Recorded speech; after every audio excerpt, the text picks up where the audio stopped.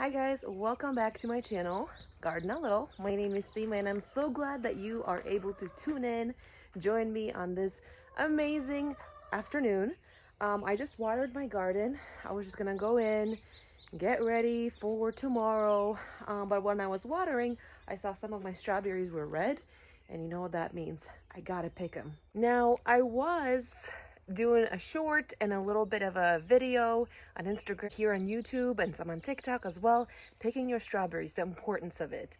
Now, strawberries are so delicious, but so little of us enjoy it because birds, pests, slugs, whatever you call it, get them before we do. Now, this is the secret that I've learned through my 2.5 years of gardening with strawberries, is you gotta pick them early. For example, there's nothing wrong with picking a strawberry that's a little bit white like this because you actually get it. Not a bird, not a rat, not a chicken, nothing but you.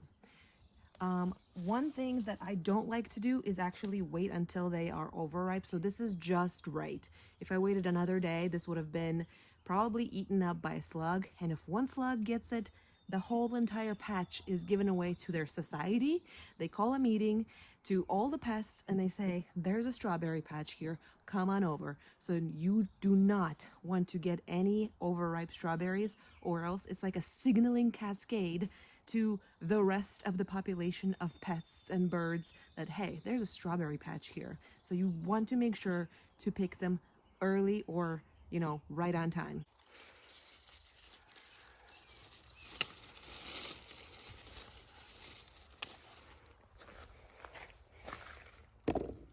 Got a bad one here. Let's give it to our ladies. They go crazy for him. We got a couple of handfuls of strawberries here, and they are looking delicious and great. I also picked a few bunches of kale for my smoothie for tomorrow. Garlic is getting there. Soon enough, it will be ready to harvest. To harvest the garlics, you really want to get 2 or 3 of the down leaves, lower leaves to die. That means that the energy is no longer being pumped to the bulb, and it's ready to harvest. So I am waiting for these. They should be ready about July, maybe even late June, because they're already starting to die off. So I'm super excited about it. Here in this bed, I actually removed the radishes here. I harvested the rest of them. And then my cucumbers are actually starting to finally wake up and grow. So I'm super happy about that. Got a couple of there as well. Dill, collards. I think I'm going to rip these out because pests have found them. As you can tell, the leaves are getting eaten. The golden radishes I also harvested. I left a few for seed. My milkweeds here are growing, although they're a little bit on a struggle bus right now. This is a weed. Hopefully, they start just being alive a little bit more. These peas will just not give up. I am still harvesting them. There are some snap peas and I don't know the other kind here.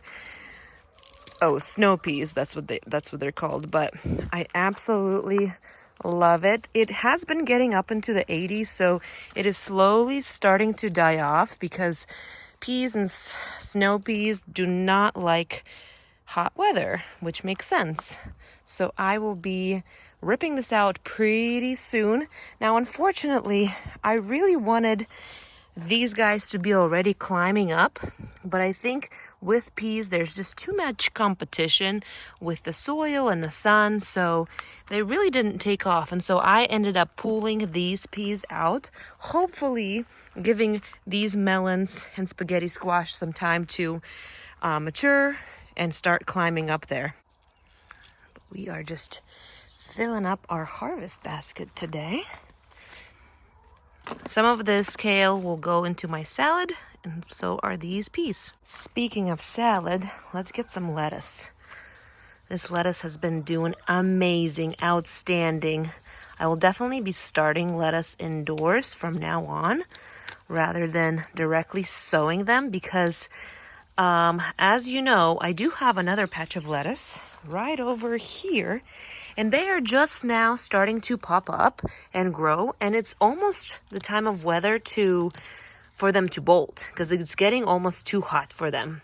So yes, they did come up and yes, they did grow, but it's almost too late. So I'm going to try to harvest as much as I can because it is nice and young, but definitely not getting out of this as much as I have with the started lettuce here.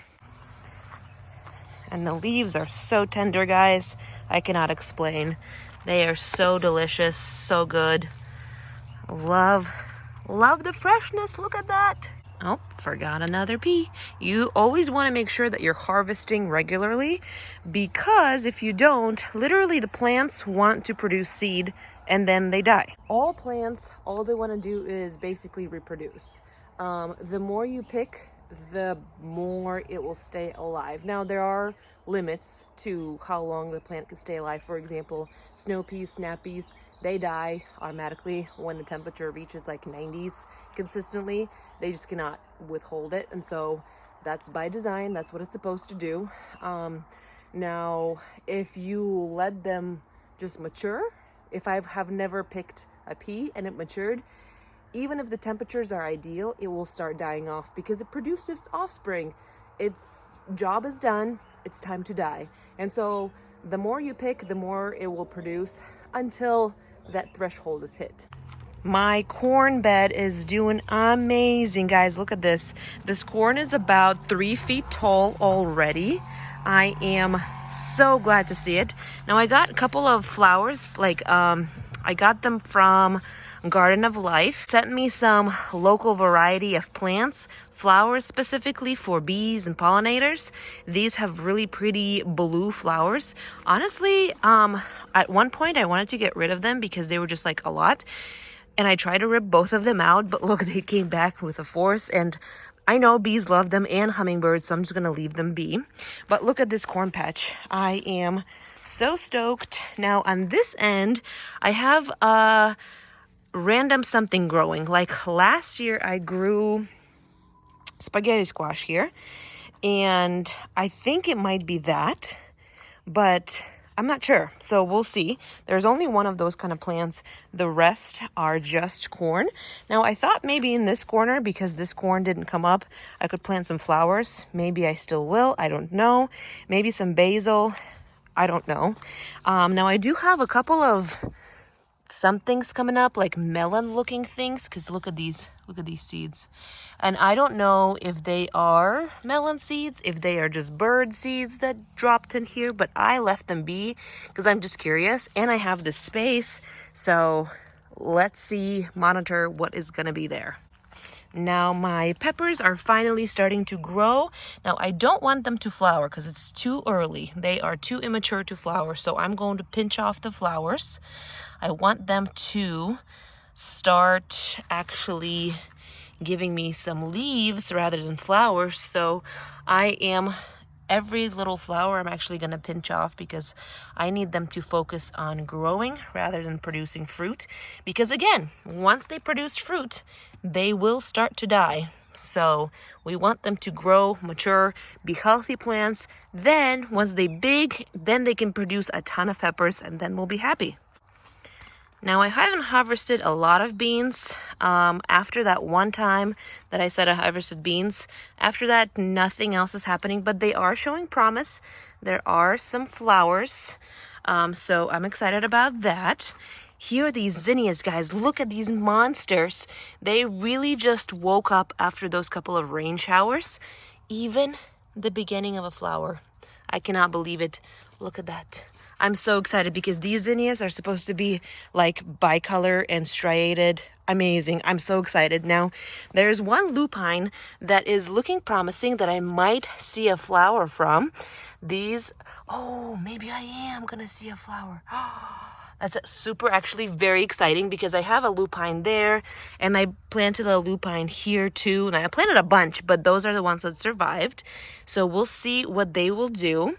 Ideally, what I wanted for these things to do was to be flowers up front of my house, but a lot of the flowers inside of them died, so I just left them here.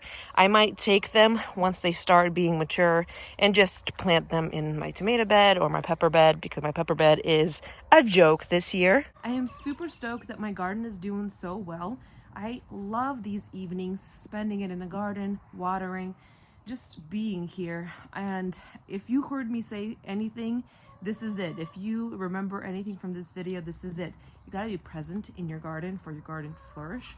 You gotta be a gardener, because if you just let it be, eventually things will start dying. If things die, it attracts pests. If pests come, it's really hard to get rid of them, especially if you're trying to do it organically. So I want to encourage you to be present, to be a present gardener, and I hope that I'm showing you that it's doable, because it doesn't take much. I am a busy person myself. I'm actually a local optometrist now, and this does take time, but it gives me so much peace. I'm also writing a sweet little guide about how to get started with gardening if you're new at this, or if you want a quick little read. So hit me up if you want one of those. Go garden a little, and I'll see you next time. Bye. Alrighty, let's go.